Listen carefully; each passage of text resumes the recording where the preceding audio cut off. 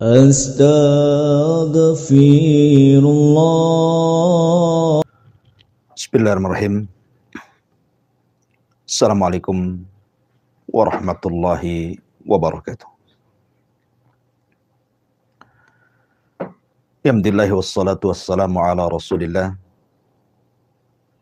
wa ala alihi wa sahbihi wa mawalah wa la hawla wa la quwwata illa billahi wa ba'du. Alhamdulillah, segala puja dan puji tentunya hanya milik Allah Subhanahu wa ta'ala, karena memang dialah zat yang pantas untuk dipuja dan dipuji selamanya. Salawat dan juga iringan salam tetap tercurahkan kepada Rasul kita, qudwah kita, uswah kita, Nabi besar Muhammad sallallahu alaihi wa ala alihi wasallam. Ma'asyiral muslimin wal muslimat dimanapun Anda berada. Di pagi hari ini kita akan membahas satu tajuk pembahasan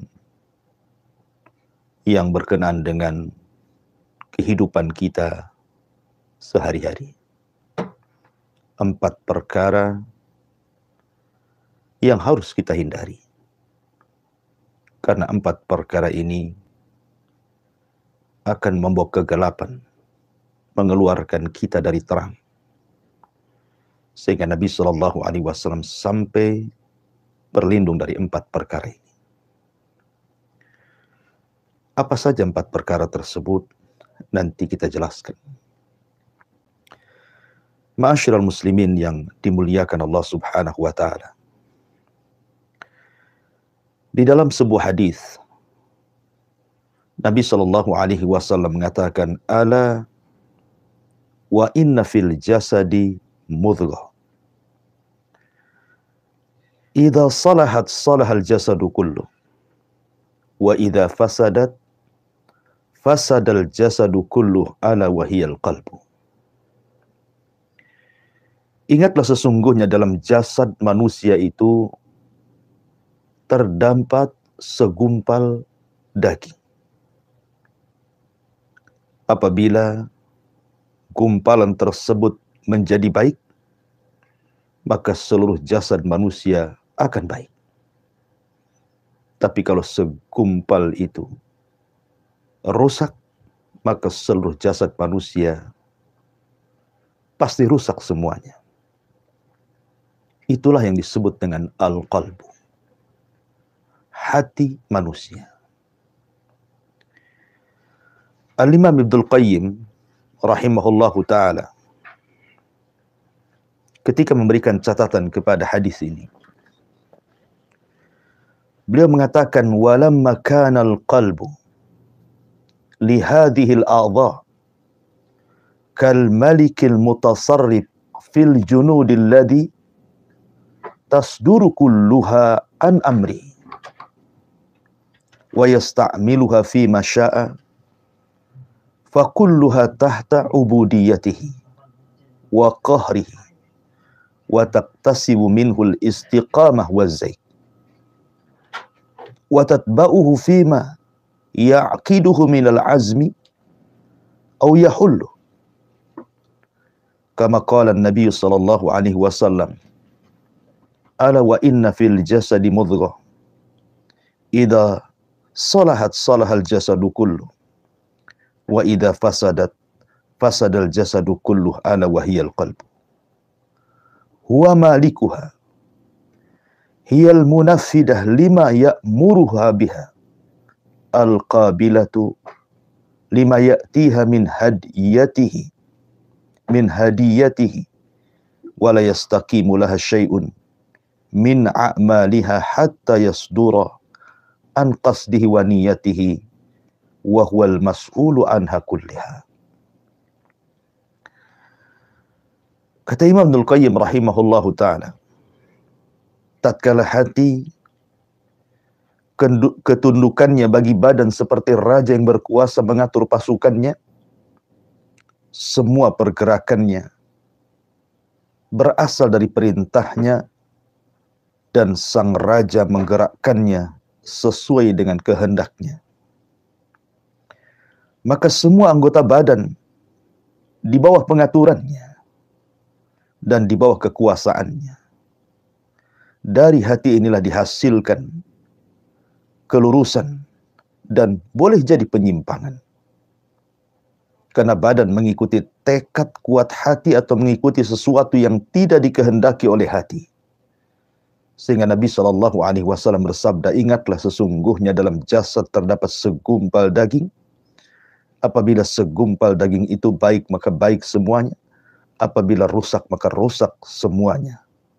Perhatikanlah bahwa segumpal daging itu adalah hati. Hati adalah raja dari seluruh anggota badan. Dan badan itu taat terhadap perintah hati. Siap menerima petunjuk hati. Tidaklah lurus sebuah amalan sehingga amalan tersebut berasal dari tujuan dan juga niat hati. Dan hati bertanggung jawab atas seluruh amal badannya. Ucapan yang indah dari Al-Imam Ibnul Qayyim rahimahullahu ta'ala. Bahwa yang menentukan ketenangan badan manusia, bahwa yang tidak menjadikan terombang-ambingnya kehidupan manusia, bahwa kehidupan manusia akan terarah, itu ditentukan dengan hatinya. Apabila hatinya terang, maka perjalanannya pun terarah. Apabila hatinya gelap, maka hidupnya pun terombang-ambing tanpa arah tujuan. Begitulah posisi hati dalam badan, kata Imam Ibnul Qayyim rahimahullahu ta'ala. Ma'asyiral muslimin yang dimuliakan Allah subhanahu wa ta'ala, jangan lagi cerita di dunia orang yang hatinya gelap. Dia tidak bisa berjalan walaupun dunia seterik dengan terangnya matahari. Di akhirat pun sama. Allah subhanahu wa ta'ala sampai mengatakan, yauma la yanfa'u malun wala banun illa man atallaha biqalbin salim. Pada hari di mana seluruh keturunan dan semua harta benda yang pernah dimilikinya tidak ada manfaat, tidak memberikan petunjuk, tidak mengarah kepada jalan Allah subhanahu wa ta'ala, kecuali orang-orang yang membawa hati yang selamat. Ya, karena hati yang selamat adalah hati yang membawa sebuah cahaya yang mampu melangkahkan kaki kita menghadap Allah subhanahu wa ta'ala. Di dalam sebuah ayat, dalam surah Al-Baqarah, ayat 267, Allah subhanahu wa ta'ala mengatakan, Allahu waliyul ladzina amanu yukhrijuhum minadh dhulumati ilan nur walladzina kafaru awliya'uhumut taghut yukhrijunahum minan nuri iladh dhulumat ulaika ashabun nar hum fiha khalidun. Allah adalah pelindung, raja, tempat kembali bagi siapa orang-orang yang beriman. Karena Allah lah yang akan mengeluarkan mereka orang-orang yang beriman dari kegelapan menuju cahaya yang sangat terang benderang. Kegelapan apa? Semua kegelapan. Allah akan mengeluarkan dari orang-orang yang beriman menuju cahaya. Kegelapan kekufuran akan diarahkan kepada cahaya iman. Kegelapan kejahilan akan diarahkan kepada cahaya ilmu. Kehidupan yang terombang-ambing tanpa arah akan diberikan cahaya hidayah. Karena Allah yang akan membimbingnya, Allah yang akan menjaganya, Allah yang akan menolongnya, Allah yang akan mengarahkannya. Tetapi orang-orang yang ingkar, orang-orang kafir, orang-orang yang sedikit kepercayaannya kepada Allah, bahkan tidak ada kepercayaan kepada Allah subhanahu wa ta'ala, maka pelindung-pelindung mereka, penjaga-penjaga mereka, pembisik-pembisik mereka adalah syaitan yang mengeluarkan mereka dari cahaya menuju kegelapan. Cahaya iman digelapkan dengan kekafiran. Cahaya ilmu digelapkan dengan kejahilan. Cahaya hidayah digelapkan dengan kesesatan. Maka merekalah para penghuni neraka dan merekalah akan dikekalkan di dalamnya. Ma'asyiral muslimin yang dimuliakan Allah Subhanahu wa taala, sebuah ketetapan yang tidak bisa diingkari siapapun karena ini adalah takdir Allah Subhanahu wa taala. Di dunia ini tidak ada yang tetap kecuali berubah. Karena berubah adalah ketetapan dari Allah Subhanahu wa taala. Semua makhluk Allah Subhanahu wa taala di dunia tidak ada yang kekal. Teriknya matahari, kalaupun muncul dari pagi sampai sore, setelah itu kembali gelap. Cahaya bulan yang sangat indah di malam hari terputus sampai di waktu fajar, sehingga pagi dan matahari menyingsing. Hujan terasa lama dan lebat, toh juga ada akhirnya. Panas yang terik yang luar biasa membakar badan-badan kita pun ada waktunya. Ada siang dan juga ada malam. Begitulah alam semesta. Tidak ada yang tetap. Begitu juga dengan kehidupan manusia. Tidak akan ada yang tetap. Sampai-sampai Allah Subhanahu wa taala berfirman, "Wa tilkal ayyam nudawiluha bainan nas." Hari-hari dalam kehidupan manusia itu akan diputarkan Allah Subhanahu wa taala. Terkadang susah, terkadang senang. Terkadang menangis, terkadang tertawa. Terkadang seseorang di atas, terkadang seseorang di bawah. Terkadang harus berkumpul, terkadang harus terpisah. Begitulah kehidupan manusia, tidak ada yang tetap. Semua yang tetap pasti berubah. Dan berubah itulah ketetapan dari Allah Subhanahu wa taala. Orang yang hatinya tenang, sehebat apapun perubahan itu, sehebat apapun digoncang dalam kehidupan ini, maka dia pasti akan melangkahkan kakinya. Tetapi orang-orang yang kecil keimanannya, sedikit keyakinannya kepada Allah Subhanahu wa taala, digelapkan hatinya. Dunia yang terang, dia akan sulit untuk melangkah. Sekalipun matahari menyingsing dengan sangat bersinarnya dari pagi sampai sore, kalau hatinya gelap, kaki tidak mungkin mampu dilangkahkan. Apalagi kalau seandainya kegelapan itu adalah kekufuran, kegelapan itu adalah kejahilan, kegelapan itu adalah kesesatan, maka orang akan diombang-ambingkan kehidupannya. Makanya ma'asyiral muslimin yang dimuliakan Allah Subhanahu wa taala, yang bisa menjalani kehidupan ini dari banyaknya perubahan hampir setiap hari, ada saja yang berubah, adalah ketenangan hati. Makanya Nabi Shallallahu Alaihi Wasallam berdoa agar jangan sampai hati ini digelapkan dari 4 perkara. Sebab kalau seandainya hati digelapkan dari 4 perkara ini, maka hidup kita tidak akan lurus lagi. Hidup kita akan payah, terombang-ambing, terseok-seok, sehingga kita akan sulit untuk menghadapi kehidupan yang banyak ujian dari Allah Subhanahu wa taala. Karena sebuah ketetapan, kehidupan ini pasti akan banyak ujian dari kiri dan kanan, depan, belakang, atas dan bawah. Supaya Allah Subhanahu wa taala mengetahui siapa di antara hamba-hambanya yang betul-betul jujur dan siapa di antara hamba-hamba yang berdusta kepada Allah Subhanahu wa taala. Apa 4 perkara tersebut? Dalam sebuah hadis yang dikeluarkan oleh Imam At-Tirmidzi dan juga disahihkan oleh Syekh Nasiruddin Al-Albani rahimahullahu taala dalam kitabnya Sahihul Jami', sebuah doa yang diajarkan Nabi Shallallahu Alaihi Wasallam kepada kita. Apa kata Nabi SAW? Allahumma inni a'udzubika min qalbin la yahsha wa min ilmin la yanfa wa min nafsin la tasba wa min du'ain la yasma wa min du'ain la yusma.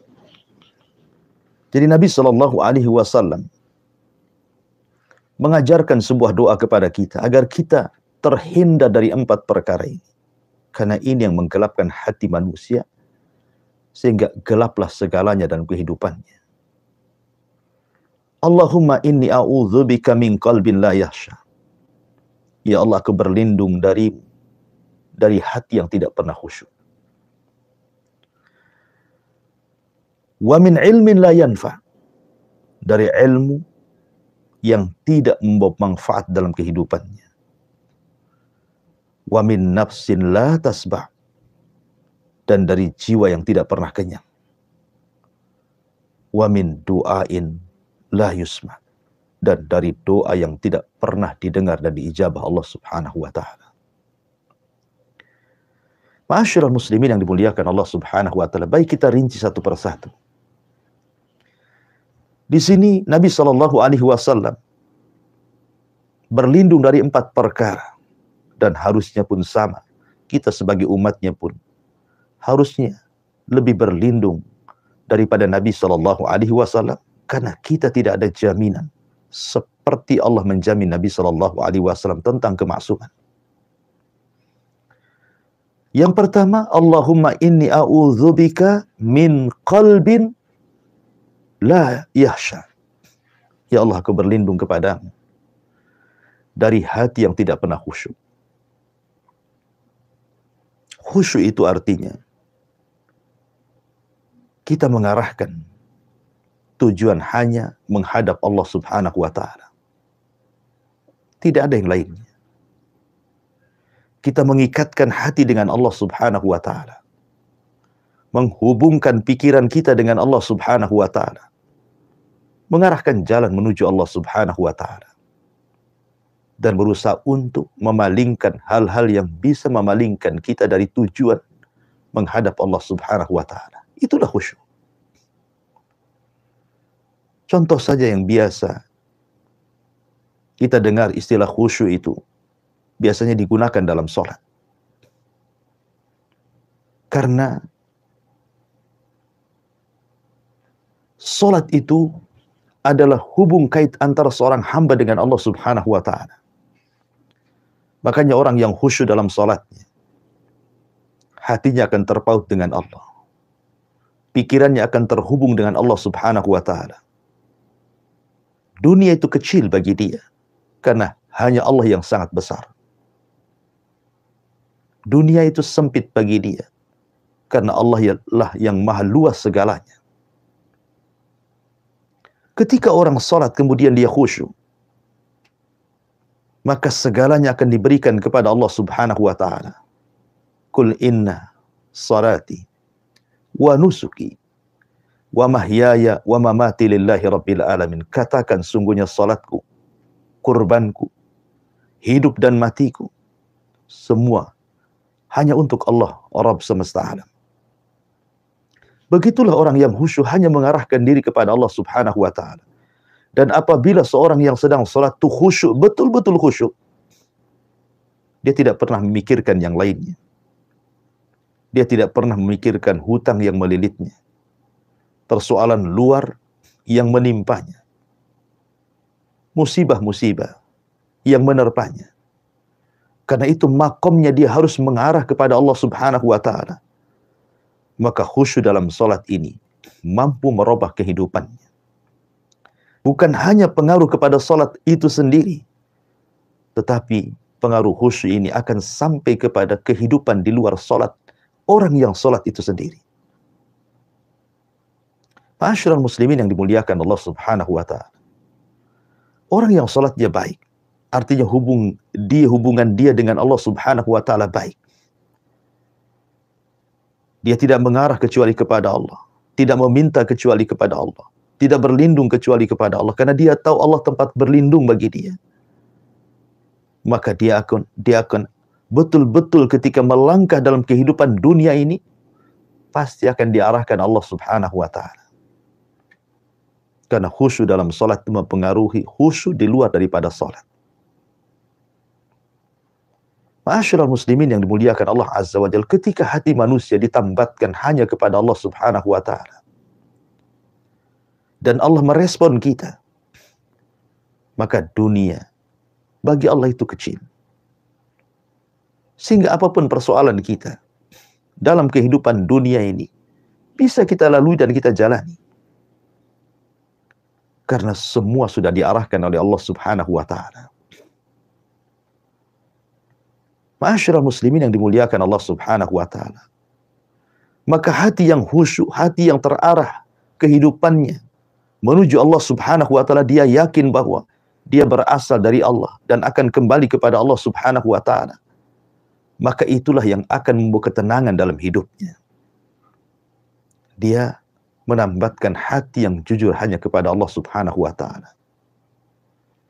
Sehingga ketika umpamanya Allah Subhanahu wa ta'ala memberikan musibah kepadanya, ataupun memberikan nikmat kepadanya, maka hati yang khusyuk adalah hati yang senantiasa bersyukur dan juga bersabar.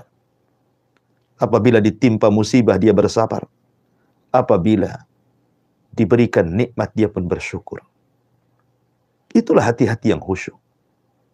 Tapi sebaliknya, hati yang tidak khusyuk, maka hati yang tidak akan pernah tenang, karena hati yang diliputi dengan kegelapan.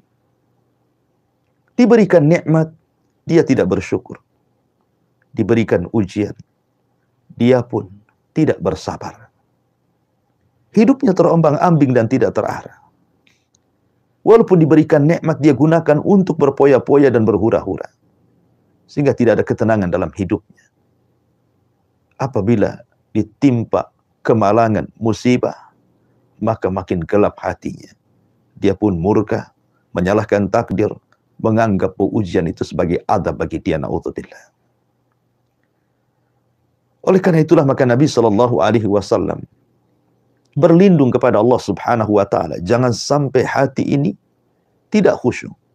Karena ketidakkhusyuan hati itu akan menggelapkan pikiran, menggelapkan hati, sehingga hidup kita terombang-ambing tanpa arah tujuan yang jelas.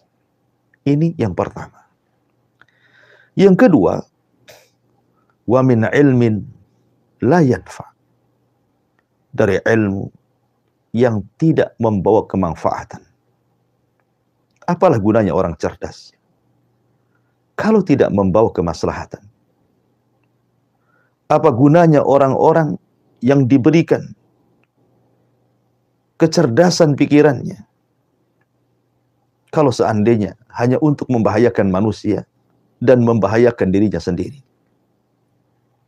Jangan lagi urusan agama, yang jelas-jelas pasti orang yang punya pengetahuan agama tapi tidak bermanfaat bisa menyesatkan dirinya dan bisa menyesatkan orang lain.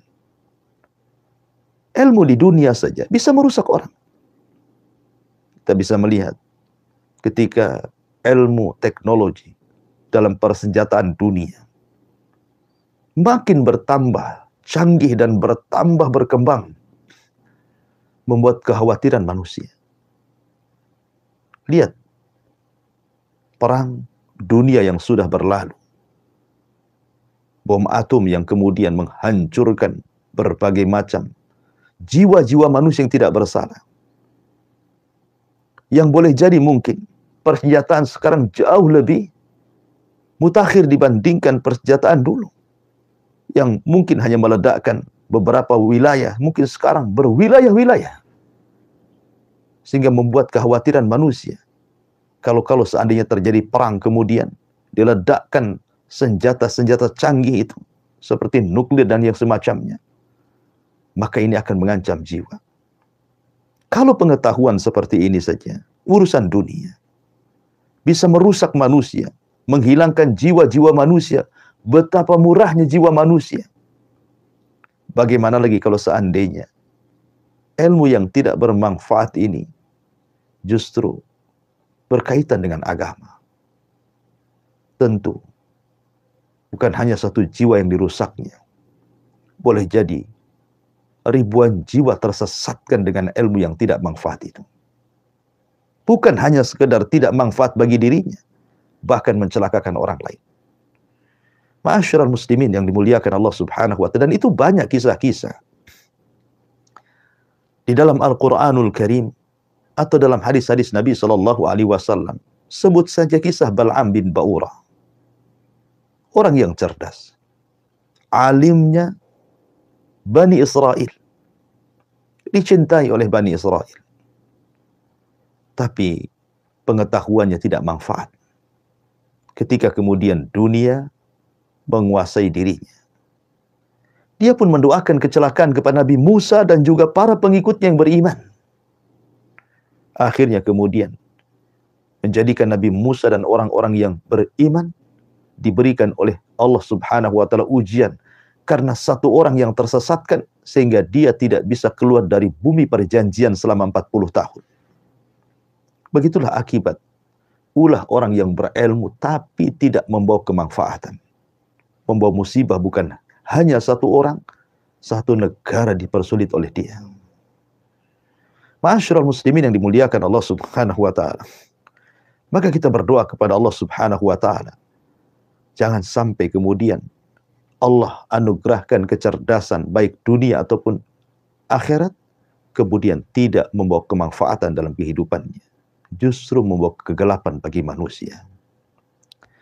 Kemudian yang ketiga, kata Nabi sallallahu alaihi wasallam, wa a'udzubika min nafsin la tasbah. Dan aku berlindung dari jiwa yang tidak pernah kenyang. Jiwa yang tidak pernah kenyang ini sangat bahaya sekali. Dalam sebuah hadis Nabi sallallahu alaihi wasallam bersabda, "Lau anna libni Adam wadiyani min dhahab."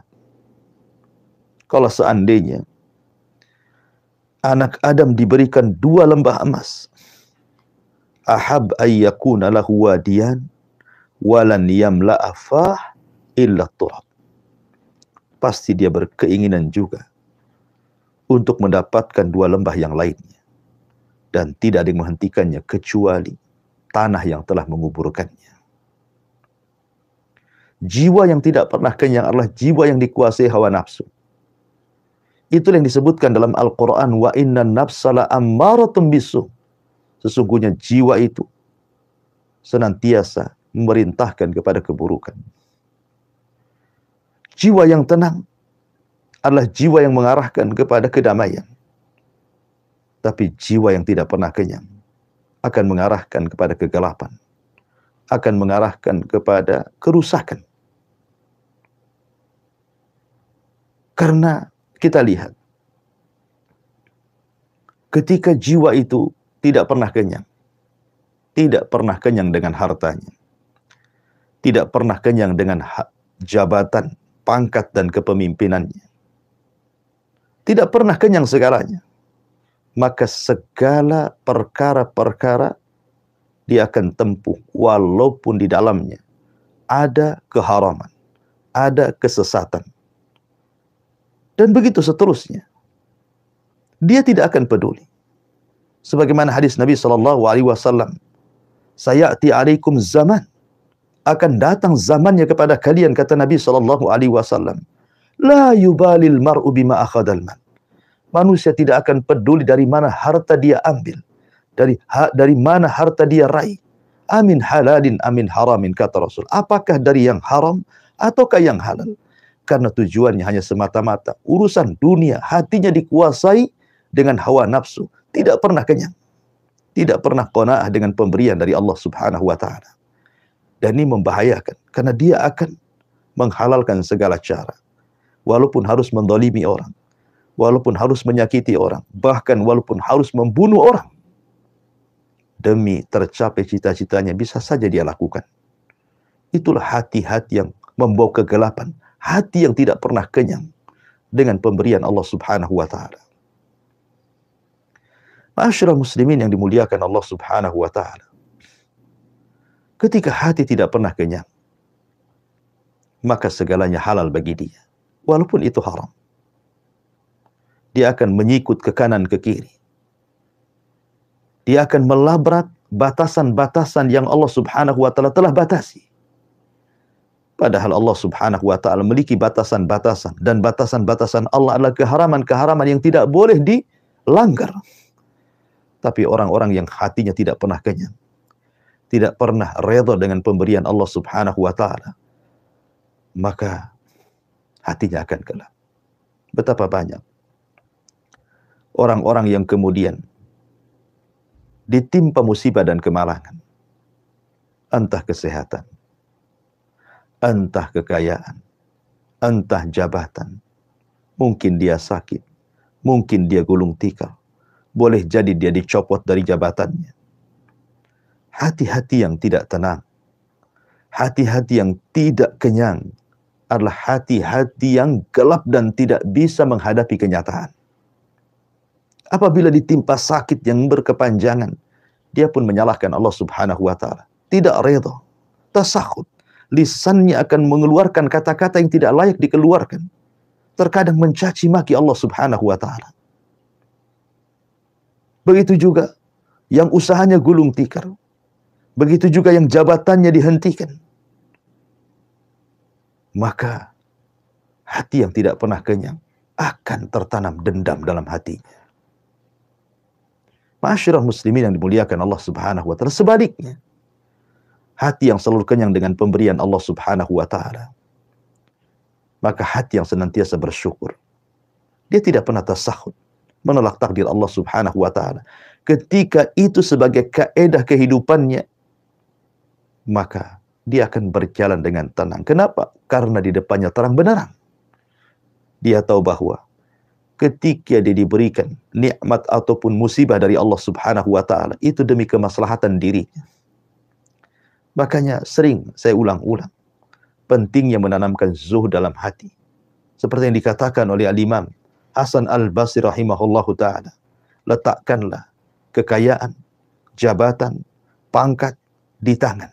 Jangan sampai Anda letakkan dalam hati Anda. Sebab kalau seandainya kekayaan, pangkat, jabatan itu diletakkan dalam hati, ketika itu semua hilang dalam hati, sedih rasanya, susah rasanya, perih rasanya, sehingga dia akan terus berpikir dan berpikir, sehingga kehidupannya akan terombang-ambing dan tidak akan pernah kenyang, tidak akan pernah tenang, akan gundah gulana, hatinya akan rusak dan tidak membawa kesenangan dalam kehidupannya. Tapi kalau Anda letakkan itu semua di tangan, seandainya harta datang, cukuplah di tangan. Pergi pun harta, pergi pula dia dari tangan. Seandainya Anda mendapatkan pangkat jabatan atau kepemimpinan, itu pun hanya sebatas di tangan. Kalaupun seandainya Anda diberhentikan, itu pun berhenti dari tangan saja. Hati ini betul-betul diberikan kepada Allah Subhanahu wa taala. Redha, puas dengan apapun pemberian dari Allah Subhanahu wa taala, karena Allah Maha tahu kemaslahatan kita selaku hamba-hambanya.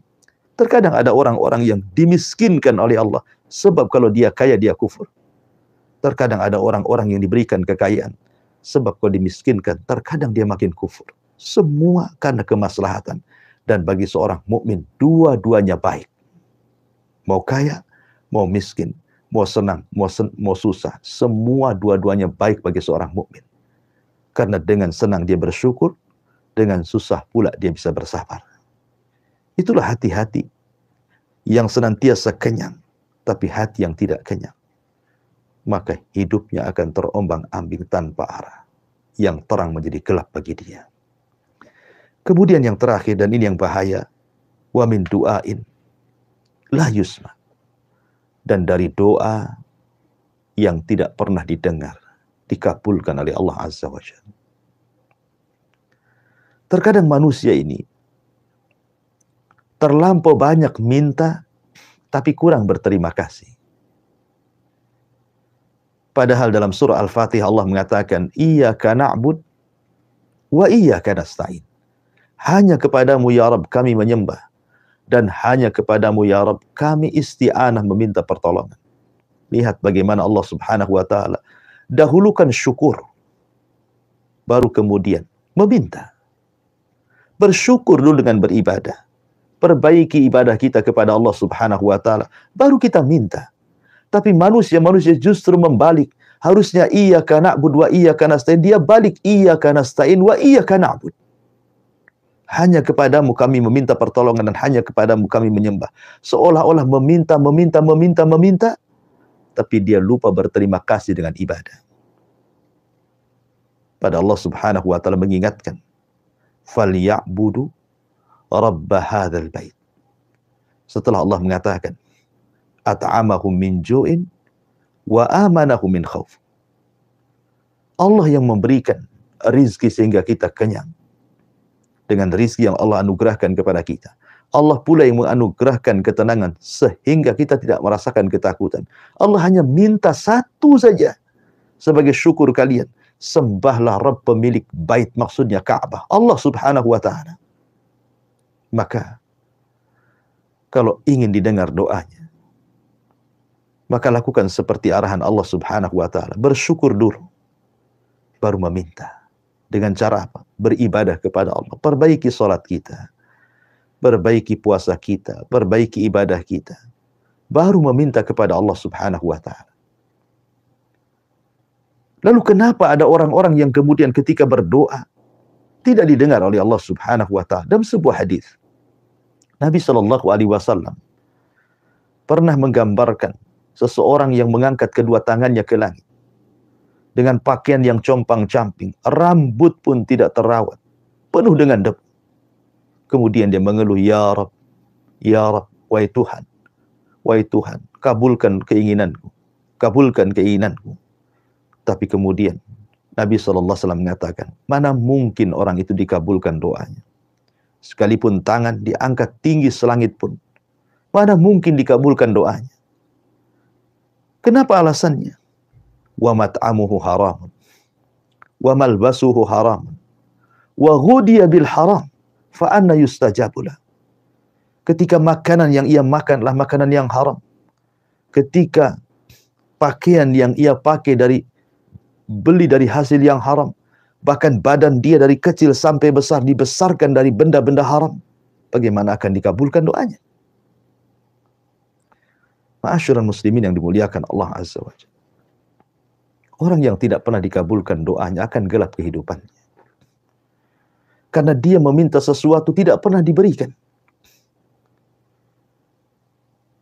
Jangankan lagi kita meminta kepada Allah Subhanahu wa ta'ala, zat pemilik kita semuanya, pemilik alam semesta. Terkadang seseorang, sesama manusia saja, ketika kemudian meminta dan tidak diberi, rasanya hati ini kecil hati. Rasanya hati ini terasa sempit. Melangkah pun sudah lunglai. Karena keinginannya tidak dipenuhi. Apalagi Allah Subhanahu wa ta'ala. Bagaimana kalau seandainya Allah tahan rizki kepada kita? Bagaimana kalau Allah Subhanahu wa ta'ala tahan hidayah kepada kita? Tentu kegelapan yang hanya meliputi kehidupan kita. Makanya kenapa kita berlindung jangan sampai doa-doa kita tidak akan diterima. Karena itu yang menggelapkan kehidupan kita. Sehingga ketika kita meminta hidayah, diberinya kesesatan. Ketika meminta ilmu, diberikannya pula kejahilan. Ketika minta iman, diberikannya pula kekufuran. Gelap hatinya. Tapi orang-orang yang senantiasa didengar doanya, mereka akan melangkahkan kaki dengan arahan yang jelas. Meminta iman, diberikan iman. Meminta ilmu, dianugerahkan ilmu. Meminta rizki, diberikan rizki. Gimana tidak tenang kehidupannya? Oleh karena itulah 4 perkara ini sangat bahaya. Berlindunglah dari Allah Subhanahu wa ta'ala. Jangan sampai kita ini memiliki hati yang tidak pernah khusyuk. Memiliki ilmu yang tidak pernah manfaat. Memiliki jiwa yang tidak pernah kenyang. Dan juga berdoa tapi tidak pernah didengarkan. Wallahu a'lam bishawab, mudah-mudahan ada manfaatnya. Saya kembalikan kepada moderator. Falyatafadhal mashkura. Baik, Ustaz, jazakallahu khairan, barakallahu fikum. Terima kasih banyak Ustaz untuk penyampaian ilmu din al-Islam yang sangat berfaedah sekali bagi kita semua, sahabat pendengar Radio FM Batam dan penyimak YouTube Hang TV. Alhamdulillah telah kita simak majelis taklim kita pagi hari ini dengan bimbingan oleh guru kita Ustaz Abu Humairah Hafizahullah Ta'ala. Kita akan bertanya jawab. Silakan sahabat pendengar Hang dimanapun Anda semua berada untuk ikut serta dengan kami kaum muslimin dan muslimat. Sahabat pendengar Hang dapat mengirimkan pertanyaan pada nomor 081 803 106 106 maupun pada nomor 0811 7006 106. Di pagi hari ini ada Bapak Wawan. Ustaz, ada Bapak Wawan di Batam Kota. Pertanyaan dari Bapak Wawan di Batam Kota, Ustaz, mengenai beramal dalam hal baca Al-Quran. Saya pribadi membaca Al-Quran itu menggunakan bacaan yang dalam bahasa Indonesia itu, karena untuk membaca dalam bahasa Arabnya saya agak sulit ya. Jadi untuk sedikit membantu saya membaca Al-Quran itu menggunakan tulisan bahasa Indonesianya. Bagaimana dengan yang demikian ini, Ustaz? Apakah boleh atau tidak? Lalu apakah ada pahala dalam kegiatan yang saya lakukan ini? Ya, alhamdulillah. Salatu wassalamu ala Rasulullah. Ada pertanyaan. Seorang bapak yang kurang lancar membaca Al-Quran, sehingga dia membaca Al-Quran dari tulisan Latinnya. Dan alhamdulillah, Allah mudahkan. Sekarang banyak terjemahan-terjemahan Al-Quran dari bahasa Arab ke bahasa Latin dan juga terjemahannya. Dan itu memudahkan kita untuk membaca Al-Quran. Tetapi nasihat saya, Bapak harus belajar membaca Al-Quran. Dan punya keinginan untuk belajar membaca Quran. Karena bagaimanapun Quran itu pedoman. Semakin indah dia membaca, semakin membawa ketenangan. Dan jangan pernah malu dengan usia. Karena Quran itu tidak pernah melihat usia. Saya teringat dahulu waktu masih belajar di Yaman. Ada seorang kakek, tidak bisa baca Quran. Tetapi keinginan kuat menghafal Qurannya luar biasa. Akhirnya dia membeli, kalau dulu itu semacam tip kaset, ya, karena belum ada MP3 apalagi, dan yang semacamnya zaman itu kan pakai kaset. Dia beli kaset 30 juz. Kemudian dia dengarkan setiap hari, setiap waktu. Setiap dia mendengar satu ayat, dia ulang-ulang sampai 100-200 kali. Setelah dia mungkin berpindah ke ayat berikut, berpindah kepada ayat berikut, bertahun-tahun. Akhirnya, Allah pun anugerahkan dia sanggup menghafal Quran padahal tidak bisa baca Quran. Bukankah tidak ada mustahil bagi Allah? Mungkin kita katakan, mustahil, dia tidak baca Quran pun tidak bisa. Apalagi pula hafal Quran. Tapi ada rupanya orang-orang yang hafal Quran, tapi tidak bisa baca Quran. Dengan cara apa? Mendengar. Ya. Walaupun ada orang-orang seperti ini, tentu tidak banyak. Hanya orang-orang yang Allah anugerahi nikmat saja. Bagaimanapun, kalau saya anjurkan, tetaplah belajar Quran. Panggil guru privat. Belajar dari Iqra dulu. Dengan pelan-pelan. Ya. Kemudian, terus beranjak. Insya Allah. Man yuridillahu khairan yufaqihu fiddin. Siapa yang dikehendaki atau menghendaki sebuah kebaikan, pasti Allah cerdaskan dia. Siapapun yang ingin mencari kebaikan, Allah berikan kecerdasan. Pertanyaannya, sekarang posisi Bapak ini tidak mungkin kurang lancar ya baca Qur'annya. Akhirnya terpaksa dia bawa bacaan Latinnya karena ingin membaca Qur'an. Keinginan Bapak baca Qur'an itu sudah dapat pahala insya Allah. Keinginan Bapak saja ingin membaca Qur'an, belum membaca Qur'an, itu sudah pahala. Apalagi kemudian Bapak baca Quran walaupun dengan Latinnya. Makanya ada hadis yang mengatakan walladzi yatata'u fihi lahu ajran. Orang yang tertatih-tatih membaca Quran, saking sulitnya, maka dapat 2 pahala. Pahala kesungguhannya dan pahala bacaannya. Teruslah, jangan kendor. Walaupun dari Latinnya, terus baca Quran. Tetapi sekali lagi, haruslah ada perbaikan setiap harinya. Karena bahasa Latin akan berbeda dengan bahasa Arab aslinya. Kalau Anda tahu huruf-huruf dalam bahasa Arab itu ada makharijul huruf. Ada tempat-tempat keluar huruf.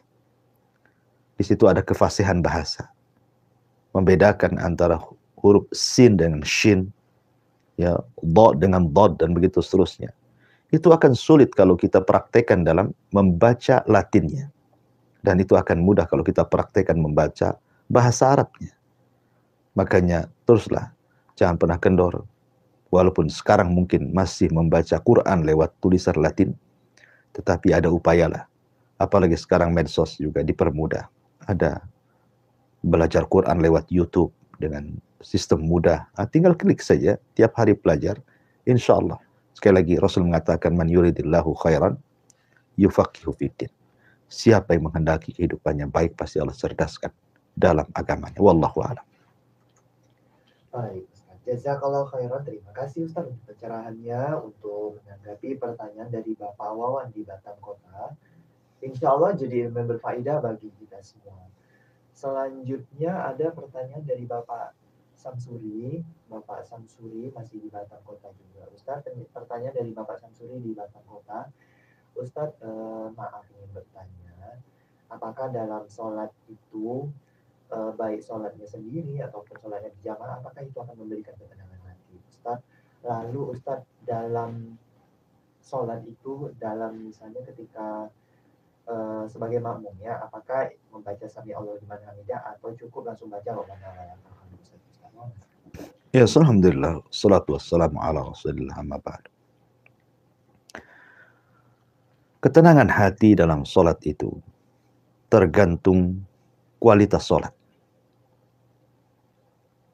Kalau kualitas sholatnya baik, maka juga akan menghasilkan ketenangan yang baik. Tapi kalau sholatnya tidak terlampau baik atau sama sekali tidak baik, maka itu pun tidak akan bawa ketenangan dengan baik dalam hatinya. Sholat ini perkara yang luar biasa sebenarnya. Sampai-sampai Aisyah radhiyallahu anha mengatakan, kana Nabi sallallahu alaihi wasallam idza hajabahu amrun fasiya ila shalah. Nabi itu kalau ada urusan besar, ada hal-hal yang membuat Nabi sallallahu alaihi wasallam sulit untuk keluar dari sebuah permasalahan, maka Nabi biasanya segera sholat. Karena tahu bahwa dalam sholat itu bisa meringankan permasalahan yang dihadapinya. Maka sekarang saya terkadang heran ketika mungkin di sebuah perusahaan ada masalah, kemudian mengadakan rapat untuk mencari jalan keluar dan menguraikannya. Datang waktu sholat. Kadang-kadang mereka tidak sholat. Atau mungkin sholatnya diulur-ulur. Karena mereka sedang rapat. Sedang menyelesaikan perkara besar dalam perusahaan.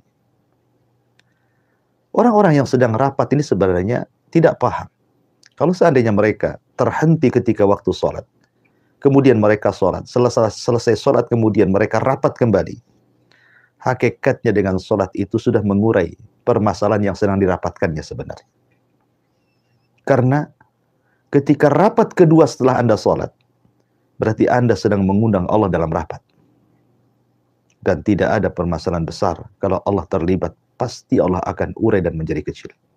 Dan tidak ada perkara kecil. Kalau Allah tidak terlibat, pasti akan sulit untuk terurai. Bahkan bisa jadi menjadi besar. Oleh karena itulah maka sholat akan membawa ketenangan. Menyelesaikan masalah. Karena dalam sholat itu ada kata-kata iyyaka na'budu wa iyyaka nasta'in. Isti'anah. Meminta pertolongan kepada Allah subhanahu wa ta'ala.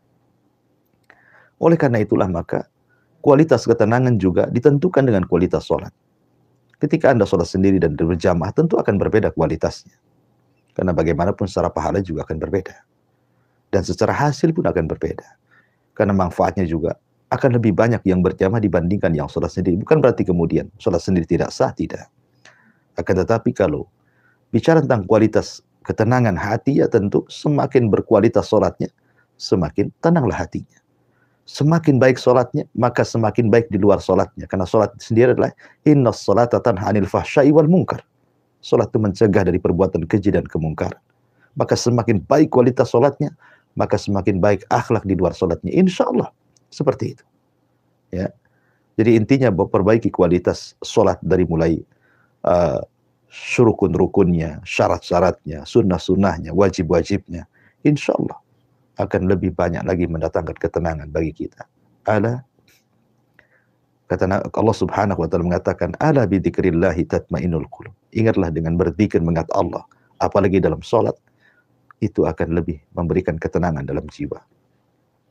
Adapun tentang pertanyaan yang kedua, ketika Anda posisinya menjadi makmum, bukan menjadi imam, ketika imam membaca Sami Allahu liman hamidah, apakah Anda juga membaca Sami Allahu liman hamidah ataukah cukup membaca Rabbana walakal hamd? Ini masalah khilafiyah para ulama. Masalah khilaf para ulama. Ada yang membolehkan dua-duanya dibaca. Ada yang cukup membaca Rabbana walakal hamd. Terserah Anda mau memilih pendapat yang mana yang sesuai dengan ketenangan hati Anda, mana yang lebih kuat daripada dalil, maka ambillah pendapat itu. Karena bagaimanapun beribadah itu harus dengan keyakinan. Karena Allah itu kita sembah. Keberadaan Allah itu yakin dan kita sembah dengan keyakinan. Dan itu hanya bisa didatangkan dengan ilmu. Wallahu a'lam.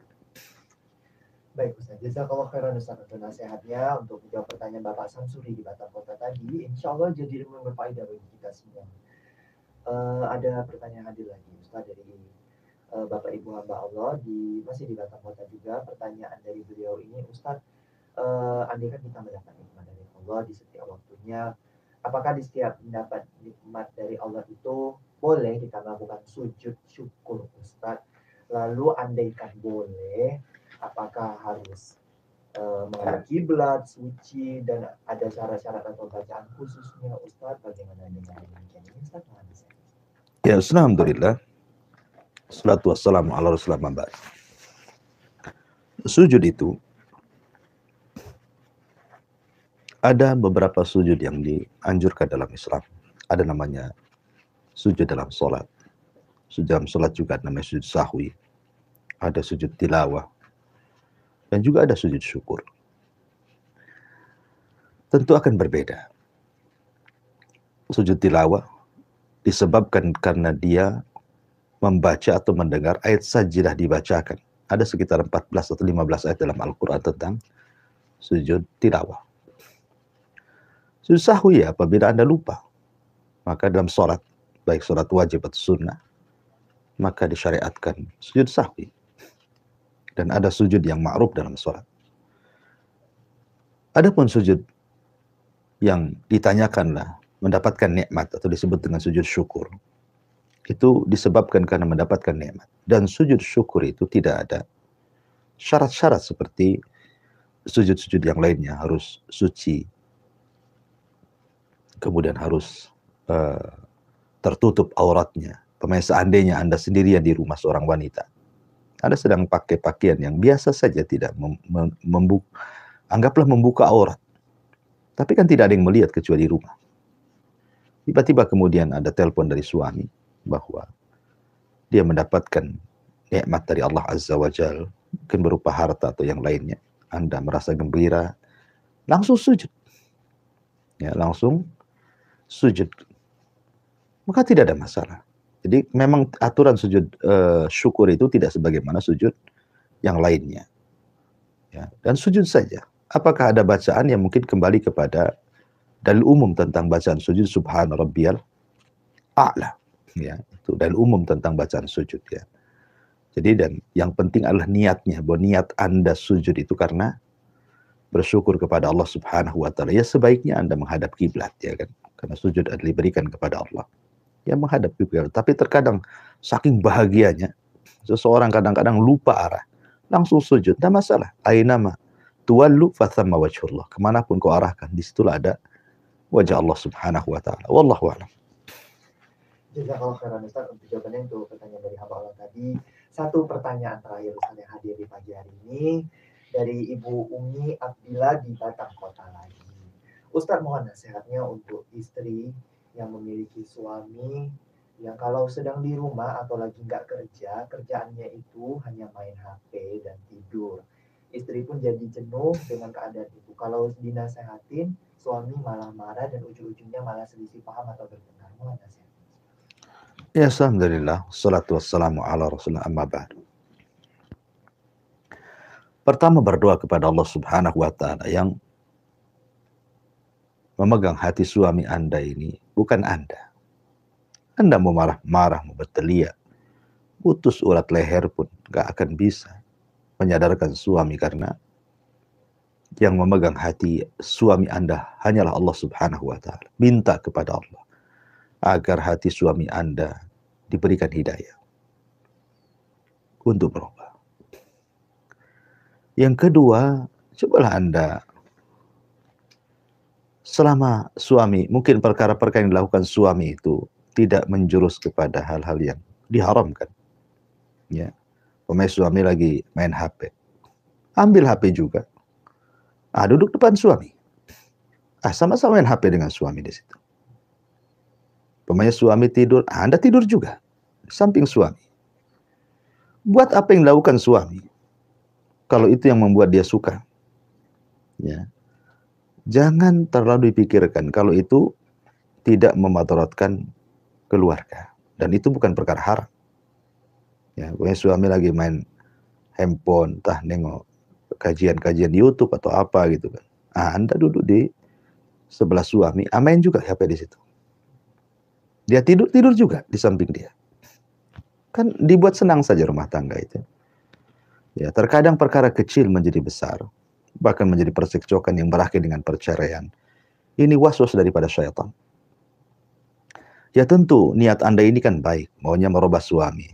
Mungkin di waktu dia sedang libur kerja, maunya kan bersama-sama keluarga, senang-senang dengan keluarga dan begitu seterusnya. Tapi kenyataannya sudah hari kerja dia sibuk dengan kerja, tiba-tiba pulang ke rumah pula dia sibuk dengan HP dan tidurnya. Gitu ya. Ya tadilah berdoa kepada Allah. Kalaupun harus dinasihati, maka nasihati dengan cara baik. Tidak perlu ditegangkan seperti itu sampai Anda katakan tadi harus cekcokan. Itu kan bukan perkara-perkara yang menjadikan keretakan dalam sebuah keluarga sebenarnya. Ya sekarang kembalilah ke manajemen Anda berkeluarga. Ikuti saja kesenangan suami. Selama itu bukan hal-hal yang diharamkan. Kecuali kalau hal-hal yang diharamkan, maka harus ditegur dan nasihati dengan baik. Wallahu a'lam. Ya, saya kira cukup. Saya kembalikan ke moderator. Insyaallah jazakallahu khairan Ustaz untuk